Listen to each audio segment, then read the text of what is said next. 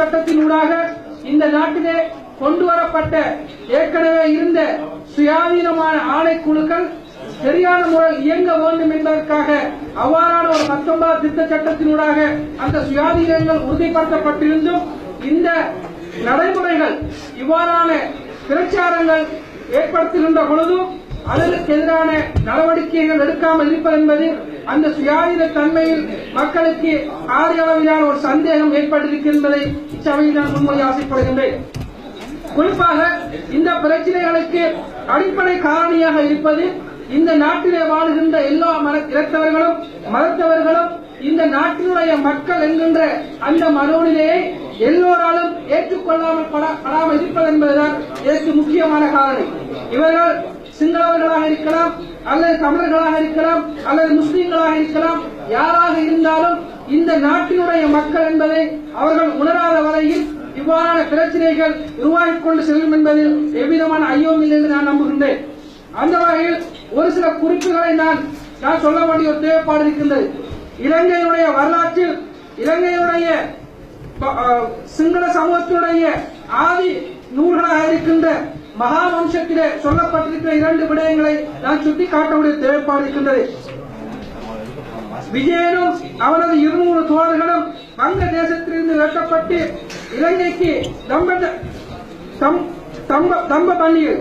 தம்பபண்ணியில் வந்து இறங்கிய போது இலங்கையில் இயக்கர்கள் நாகர்கள் என்று 2 கூட்டத்தினர் அப்போது வாழ்ந்து கொண்டிருந்தார்கள். இயக்கர் குலத்திலே சேர்ந்த ஒரு பெண்மணியினை குவேணி என்கின்ற ஒரு பெண்ணை விஜயன் மனம் முடித்ததன் ஊடாக சிங்கள சமூகத்தினுடைய அந்த விடயம் ஆரம்பிப்பதாக அவர்கள் வரலாறு சொல்லுகின்ற மகாவம்சம் சொல்லுகின்றது. அதே மகாவம்சத்தில் சொல்லப்படுகின்ற விடயம் விஜயனின் பேரக் குழந்தையான பந்துவாச தேவர் 3ஆம் சிங்கள மன்னன் அப்போதைய பூர்வீக குடிகளான சோழர்களுடன் மிகவும் நட்புறவை பாடினார்.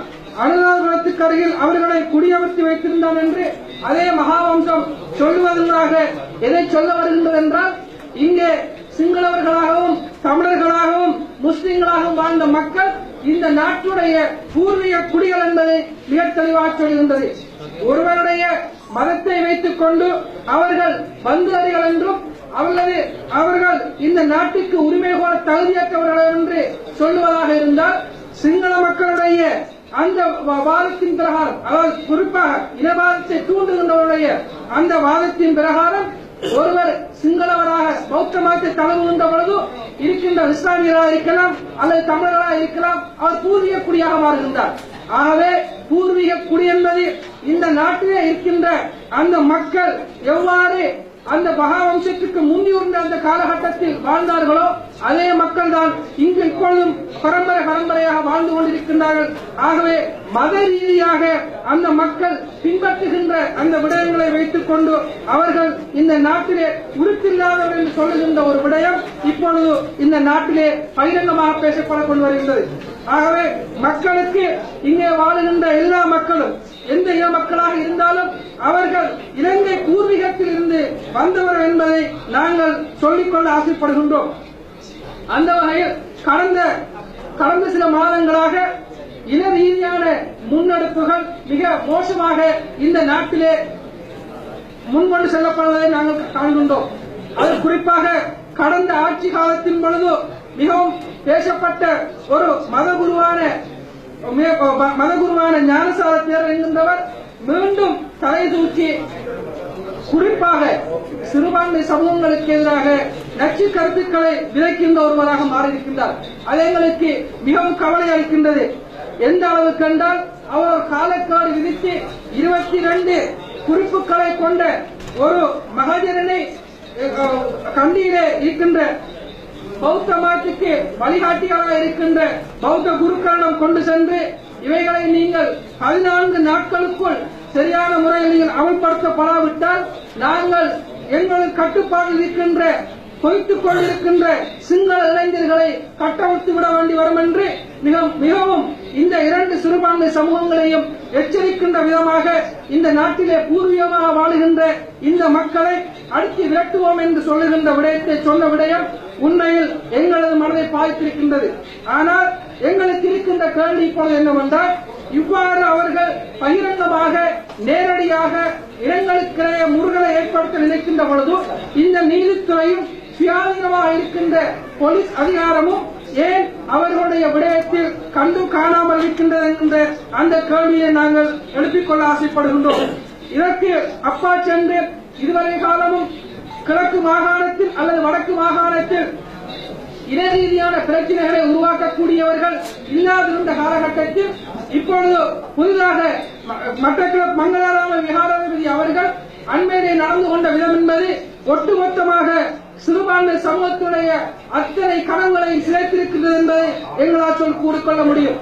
ஏனென்றால் அங்கே அன்று நடைபெற்ற விடயம் ஒரு அதிகாரி அவருடைய வேலை நேரத்தில் அவருடைய தொழில் நிமித்தம் அவர் செல்லுகின்ற பொழுது அவரை மிக மோசமான வார்த்தையால் திட்டியது மாத்திரமல்லாமல் அவருடைய அந்த வேலையினை செய்ய முடியாமல் அரச பணியினை நிறைவேற்ற முடியாமல் அவருக்கு இடையூறு அளித்திருந்தும் கூட அவருக்கு எதிராக போலீசார் பார்த்துக் கொண்டிருக்கத்தக்கதாக அவர் பேசிய அந்த துர்வார்த்தைகள் உண்மையில் யாராலும் ஜீரணிக்க முடியாத ஒரு வார்த்தைகள்.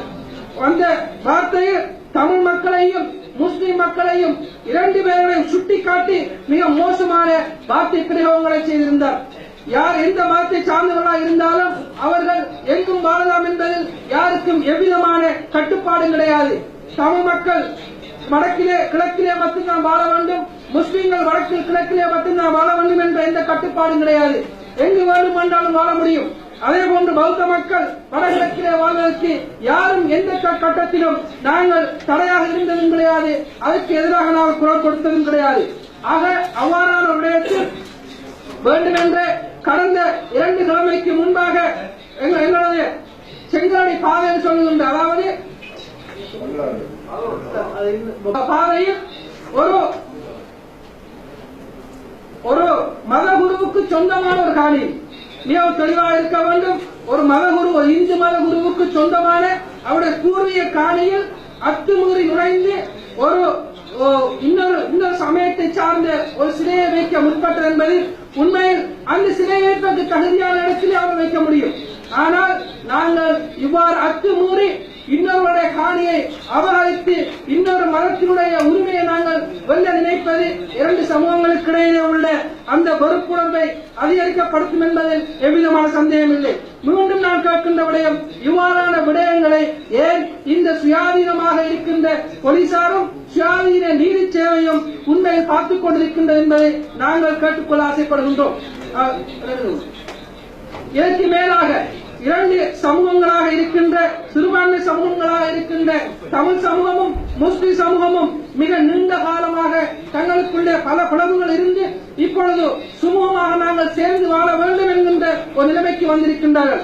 எவ்வாறாக இருந்தாலும் தமிழ் முஸ்லிம்கள் இருவரும் நாங்கள் விடையாதவரை எந்த ஒரு தீர்வு திட்டத்திற்கும் செல்ல முடியாது என்பதை 2 சமூகம் உணர்ந்து கொண்டிருக்கின்றது. ஆனால் ஒரு சில விடயங்கள் அவர்களையும் பிரிப்பதற்குரிய சூழ்ச்சிகளை செய்கின்றது எங்களால் அவதானிக்க முடிகின்றது. அதற்கு உதாரணமாக கௌரவ அமைச்சர், எங்களுடைய கல்வி அமைச்சரை கொஞ்சம் கவனிக்க வேண்டும். கடந்த ஓரு கிழமைக்கு முன்பாக ஓரு கிழமைக்கு முன்பாக புதிதாக நியமிக்கப்பட்ட ஆசிரியர்கள், அதாவது முஸ்லிம் ஆசிரியர்கள் தமிழ் பாடசாலைகளுக்கு அவர்கள் நியமிக்கப்பட்டிருந்த பொழுது அங்கே அவர்களுடைய இஸ்லாமிய உடை என்று நாங்கள் சொல்லுகின்ற அபாயா என்கின்ற அந்த உடுப்பினை உடுத்துக் கொண்டு சென்ற பொழுது நீங்கள் இந்த உடுப்பினை உடுத்துக்கொண்டு இந்த கல்லூரிக்கு வரக்கூடாது என்கின்ற ஒரு விடயத்தை சொல்லியிருக்கின்றார்கள். நான் இதை உடனடியாக கௌரவ அமைச்சர் அவர்களுக்கு நான் எடுத்துச் சொன்னேன். இந்த விடயம் விஸ்வரூபம் அடைவதற்கு முன்பு நீங்கள் இந்த விடயத்திலே நீங்கள் கூடுதல் கரிசனை செலுத்த வேண்டும் என்று. ஆனாலும் அது நான் சொல்லி 2 கிழமைக்கு பிறகு மிகவும் தீவிரமாக நீங்கள் அவ்வாறு அணிவதாக இருந்தால் இங்கு நீங்கள் வரக்கூடாது என்று சொல்லுகின்ற அளவிற்கு வற்புறுத்தல் ஒன்று கொடுக்கப்பட்ட பொழுது அங்கே நியமிக்கப்பட்டிருந்த அந்த ஆசிரியர்கள் என்னிடம் தொடர்பு கொண்டு இந்த விடயத்தை சொன்னார்கள். அதற்கு பிறகு நாங்கள் எங்களுடைய அந்த பொது வலைத்தளங்களில் பார்க்கின்ற பொழுது மிக மோசமான இடங்களுக்கிடையே பாரிய அளவிலான விரிசல்களை ஏற்படுத்தக்கூடிய அளவிலான அங்கே அந்த ஒவ்வொரு பதிவுகளையும் நாங்கள் பார்க்கக்கூடியதாக இருந்தது. ஆகவே இவ்வாறான விடயங்கள் அதிகாரிகள் இதுவரை செய்யக்கூடாது என்கின்ற விடயங்களையும் எதிர்காலத்தில் இவ்வாறான விடயங்களுக்கு ஒரு பொறுப்பு கூறுகின்ற அமைச்சர் என்ற வகையில் இந்த விடயத்தை இந்த சபையின் ஊடாக எந்த ஆசிரியராக இருந்தாலும் அவருடைய மனம் சார்ந்த விடயத்தில் எந்த இடையூறும் எந்த அதிகாரியும் செய்யக்கூடாது என்கின்ற ஒரு விடயத்திலே ஒரு முடிவாக எடுக்க வேண்டும் என்பதையும் இந்த சுயாதீன ஆணைக்குழுவில் இருக்கின்ற சுயாதீனம் இல்லாமல் போயிருக்கின்றதா என்ற கேள்வியிலே எங்களுடைய மத்திய அரசாங்கத்துக்கு கேள்வி எழுப்பியவனாக உங்களிடம் விடைபெறுகின்றேன். வாகர் அல்ஹம்துலில்லாஹி ரப்பில் ஆலமீன். அஸ்ஸலாமு அலைக்கும். අන්දර්මන්තුමා උතුමාගේ විනාඩි 3ක කාලයක්